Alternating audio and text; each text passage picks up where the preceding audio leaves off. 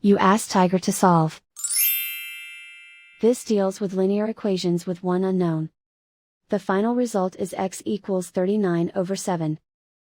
Let's solve it step by step. Simplify the expression. Expand the parentheses.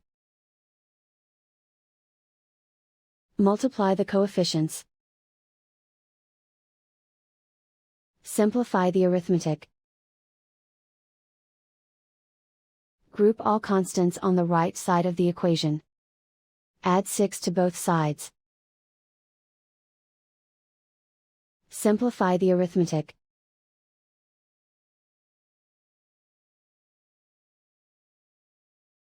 Isolate the x. Divide both sides by 21. Simplify the fraction.